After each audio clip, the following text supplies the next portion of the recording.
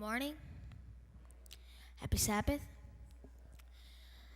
Well, today we're going to talk about the brain.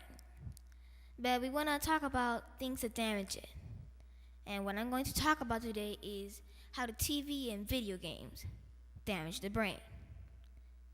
Now, before we can know how it does damage it, we need to know some basic circuitry of the brain. Let's say you were on the interstate, your little car. You're driving, you listen to the music, talking on the phone, and then somebody cuts you off on the highway.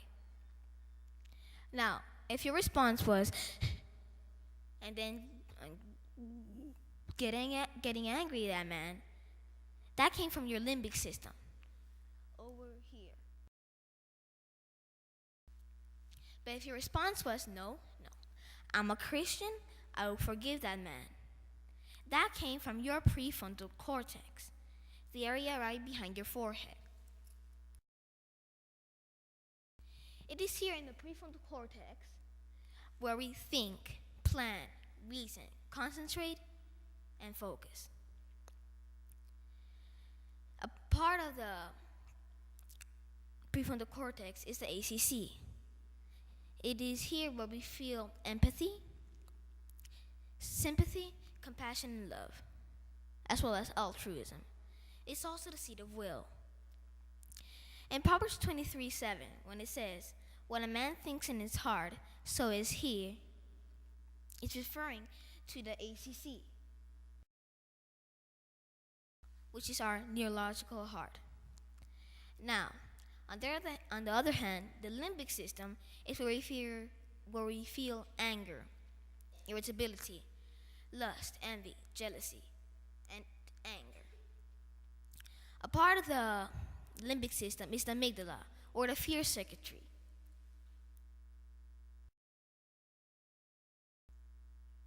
Right there. When we're afraid, the amygdala fires, sending stress hormones such as adrenaline and others. When this happens, our heartbeat and our blood pressure increases. In the amygdala, when we're afraid, it's when it sends our hormones, it makes the blood in our stomach shunt up to our muscles. When this happens, it is preparing you for the act fight or flight. But when all the nutrients in your blood is in your muscles, you cannot absorb the nutrients correctly.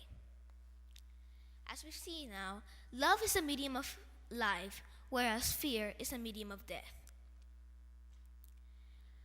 There are many ways and many forms and many things that fear impairs.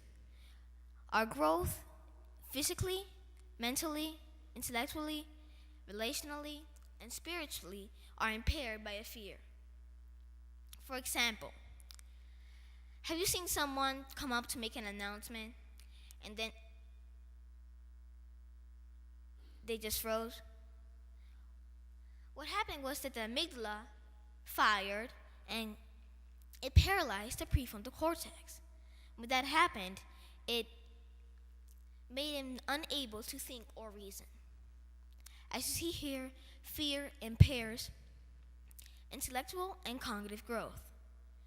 A study showed that Iraqi children that were in war zones were measurably shorter than those Iraqi children that were in safe zones.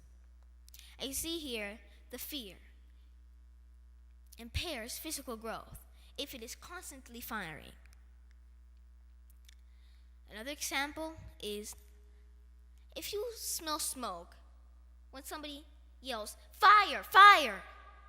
where does your focus turn? Is it focus on others or does it focus on yourself? From what I think, it focuses on yourself. Here, if you don't understand, this is what this fear impairs relational growth. This happens because in the limbic system, the survival of the fittest, the me first instinct is here. So when you're afraid, you have the instinct to run away and you just to take care of yourself. So fear impairs relational growth.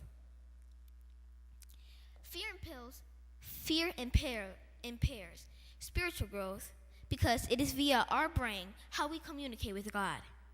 When we cannot communicate with God because our prefrontal cortex is paralyzed by the amygdala, we cannot understand His methods to use us in His plan for our life.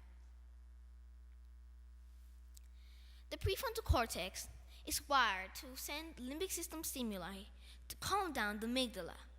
So it's pretty much sending a fluid that calms down the amygdala. For example, if you hear boom, bam, the amygdala fires. It sends adrenaline, and your heartbeat and blood pressure increases. But when your prefrontal cortex analyzes a situation, it says, no, that was just a car backfiring. Your heartbeat and your blood pressure returns to normal. The prefrontal cortex is wired so it can do this. So now you're like, okay, now. Get to the point. How does TV and video games, damage the brain?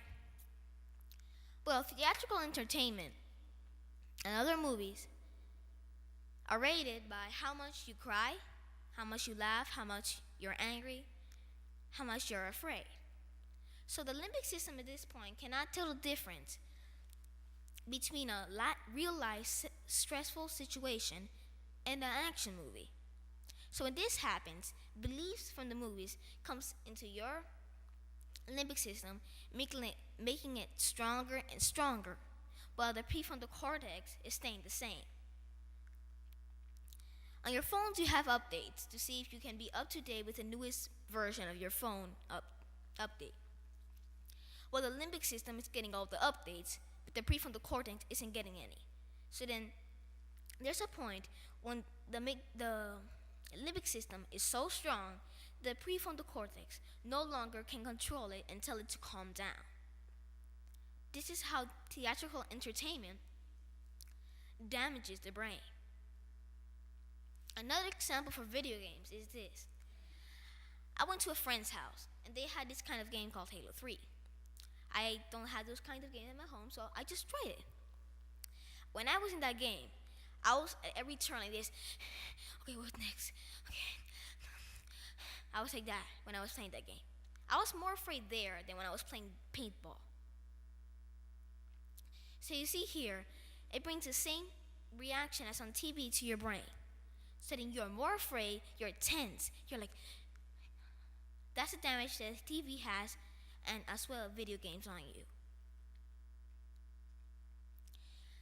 Many research and studies have shown that TV leads to violence, sexual promiscuity, eating disorders, mental disorders such as ADHD, and body dysmorphic disorders.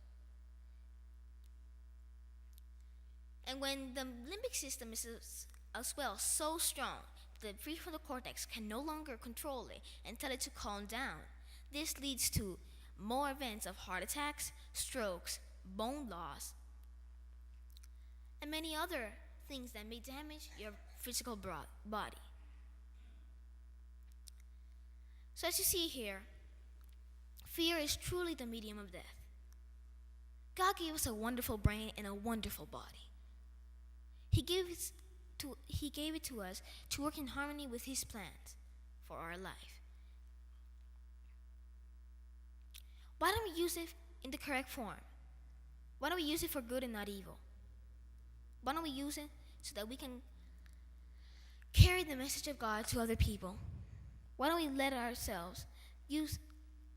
God use ourselves so that He may use our brain to understand His plans for our life, His methods to use us, and that we may carry on the gospel. So think about it. Look at our amazing brain. It is the best computer ever. Not that computers help it, though. So think about it. God gave us a wonderful brain. Why do we take it so for granted?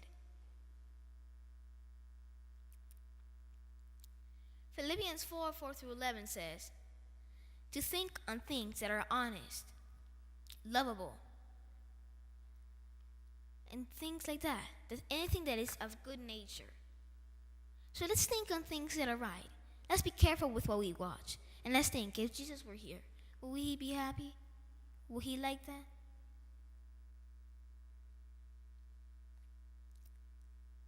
Thank God for your brain and for your wonderful body and brain. Love is the medium of life, and fear is the medium of death. Remember, perfect love casts out all fear.